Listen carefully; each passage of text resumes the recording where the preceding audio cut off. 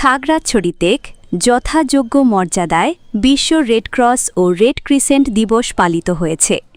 Bangladesh Red Crescent Society Khagrachari ইউনিটের উদ্যোগে আয়োজিত বিভিন্ন কর্মসূচির মাধ্যমে দিবসটি উদযাপন করা হয়।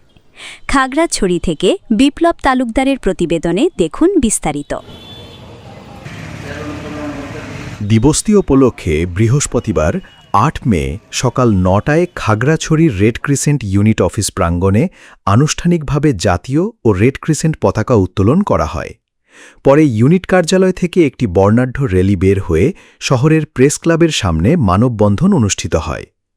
এ সময় উপস্থিত ছিলেন খাগড়াছড়ি রেড ক্রিসেন্ট ইউনিটের vice chairman Dulal Hossain, red crescent ইউনিটের সেক্রেটারি মোহাম্মদ আব্দুল মজিদ, খাগড়াছড়ি প্রেস ক্লাবের সভাপতি তরুণ কুমার ভট্টাচার্য ও প্রেস ক্লাবের সাধারণ সম্পাদক এইচ.এম. প্রফুল্ল। এ সময় বক্তারা বিশ্ব রেড ক্রস ও রেড ক্রিসেন্টের প্রতিষ্ঠাতা জিন হেনরি ডুনান্টকে স্মরণ করেন এবং বিশ্বব্যাপী মানবিক সেবামূলক কার্যক্রম বাস্তবায়নে রেড ক্রিসেন্টের অবদানের জন্য বিশেষ ধন্যবাদ জ্ঞাপন করেন। উল্লেখ্য, ১৮২৮ সালের এদিনে রেড ক্রস ও রেড ক্রিসেন্টের প্রতিষ্ঠাতা জিন হেনরি ডুনান্ট সুইজারল্যান্ডের জেনেভা শহরে জন্মগ্রহণ করেন।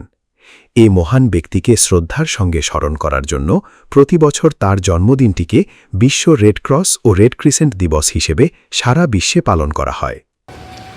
আজ আমরা বিশ্বব্যাপী লক্ষ লক্ষ মানুষের সাথে আমাদের মাঝে উপস্থিত হয়েছেন বাংলাদেশ ক্রিসেন্ট সোসাইটি।